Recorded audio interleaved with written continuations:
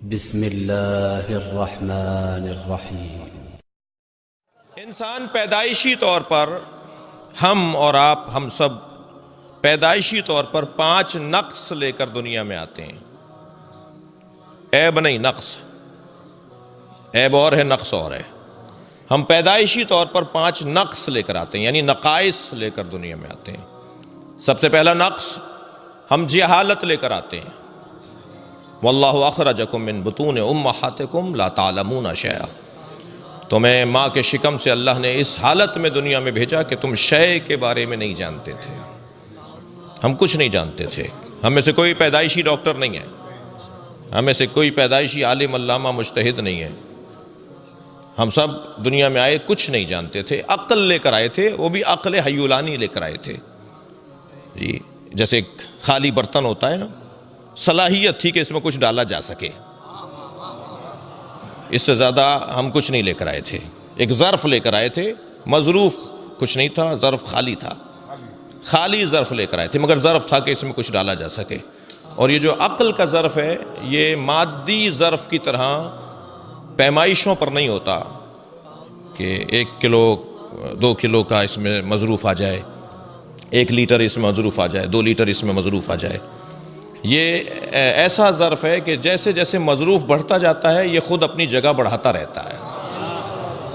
یہ عقل حیولانی سے عقل بالفعل میں تبدیل ہو جاتا ہے، عقل بالفعل سے عقل بالملکہ میں تبدیل ہو جاتا ہے، عقل بالملکہ کے بعد یہ عقل بالمستفاد میں تبدیل ہو جاتا ہے۔ اگرچہ عقل بالمستفاد والے لوگ کائنات میں ہی انگلیوں پر گنے ہوئے لوگ ہوتے ہیں، وہ جو آخری عقل جن کی ہوتی ہے، جن سے زیادہ کسی کی عقل نہیں ہوتی۔ جی، جو ظہور کریں گے تو ایک اشارے پہ ساری دنیا کے لوگ صاحب عقل ہو جائیں گے۔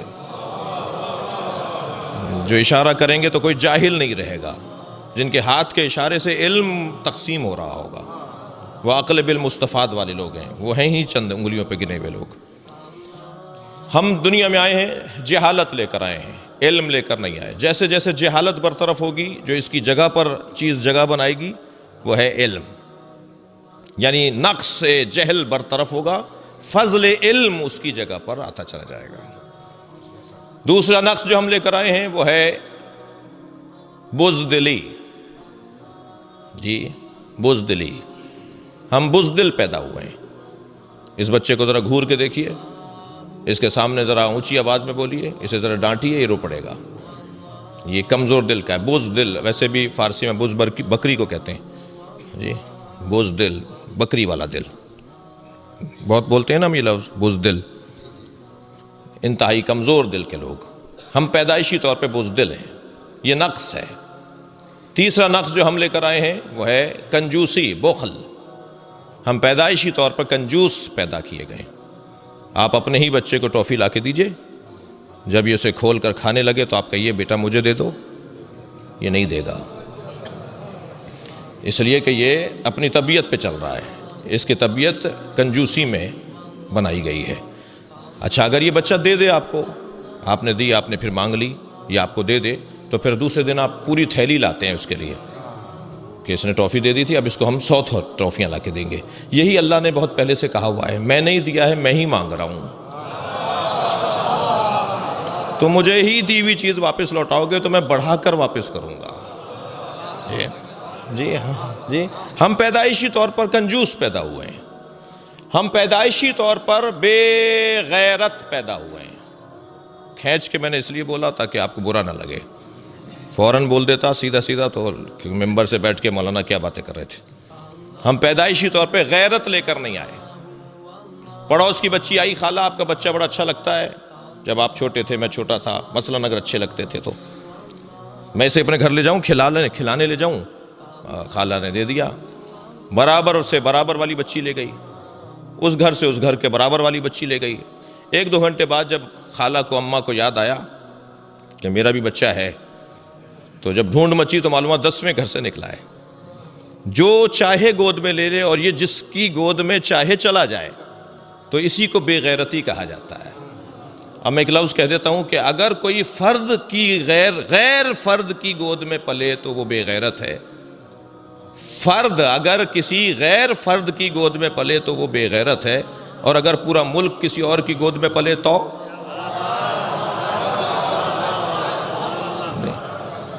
جو چاہے گود میں لے لے، جو چاہے اٹھا لے۔ صلوات پڑھ لیں ذرا محمد و آل محمد۔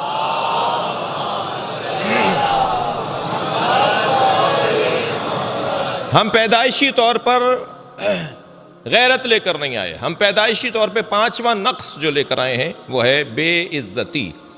ہم عزت لے کر دنیا میں نہیں آئے، جیسا اماں نے ڈالا ایسے ڈلے پڑے رہے، مکھیاں بھنکتی رہیں۔ جی وہ جو بچپن کے حالات ہیں انہی کو تو لوگ یاد بھی رکھتے ہیں۔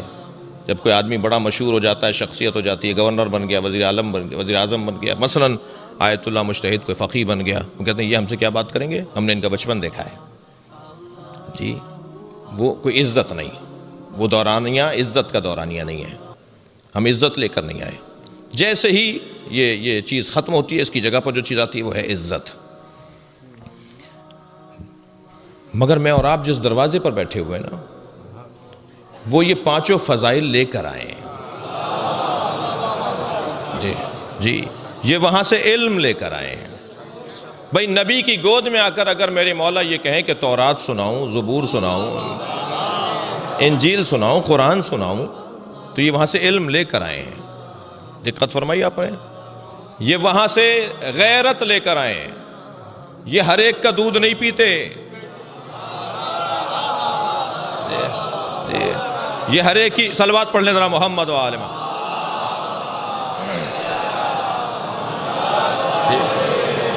یہ ہر ایک کی گود میں نہیں جاتے، یہ وہاں سے عزت لے کر آئے ہیں، یہ وہاں سے شجاعت لے کر آئے ہیں، یہ وہاں سے سخاوت کو لے کر آئے ہیں۔ جب میرے مولا ابو طالب نے مولا علی کو گود میں اٹھایا نا، خانہ کعبہ میں لے کر آئے، باہر آئے، تو ایک یہودی عالم وہاں سے، ایک پادری عالم، ایک عیسائی عالم پادری وہاں سے جمع ہو گئے۔ ابو طالب کہاں لے جا رہے ہو؟ حضرت فرمایا میرا بچہ ہے۔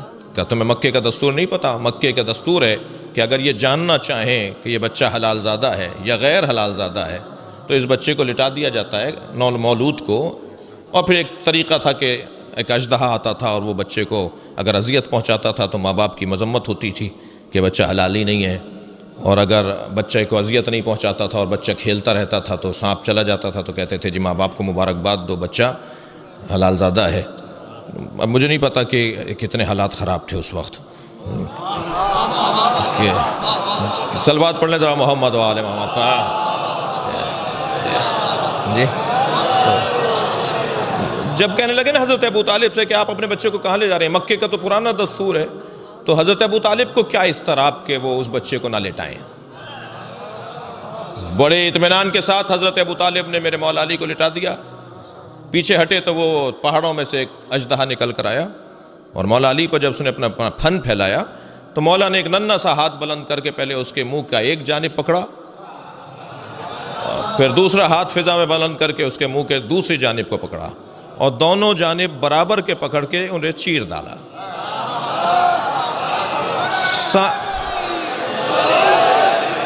تاریخ لکھتی ہے کہ سانپ برابر کا چر کے گرا ہوا تھا، یعنی گہوارے میں علی کے ہاتھوں میں اتنی عدالت تھی۔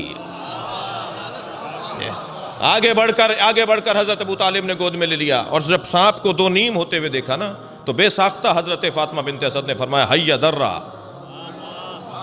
عربی میں سانپ کو کہتے ہیں حیا، اور کسی چیز کے پھاڑنے کو کہتے ہیں درہ، اور جب آپ اور ہم سب مل کر کہیں گے نا حیا درہ تو ایک آواز بنے گی حیدرہ حیدرہ حیدرہ۔ فرماتے تھے انا الذی سمتنی امی حیدرہ، میں وہ ہوں کہ جس کی ماں نے اس کا نام حیدر رکھا ہے۔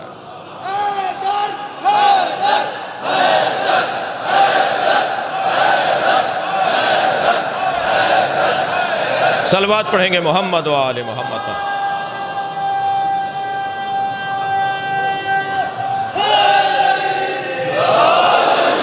آگے بڑھ کر حضرت ابو طالب نے اپنے بچے کا بوسہ دیا، پیشانی پر بوسہ دیا، رخساروں کے بوسے لیے، گلے سے لگایا، لے کے چلے۔ پھر لوگ آگے کھڑے ہو گئے، ابو طالب کہاں لے جا رہے ہو؟ حضرت فرمایا تم نے ایک مطالبہ کیا تھا، میں نے پورا کر دیا۔ کہنے لگے تمہارے بچے نے پیمانہ توڑ دیا، تمہارے بچے نے کسوٹی توڑ ڈالی، آج کے بعد کیسے طے کریں گے کہ کون حلالی ہے؟ برابر سے نبی کی آواز آئی، چچا انہیں کہہ دیجئے یہی پیمانہ ہے۔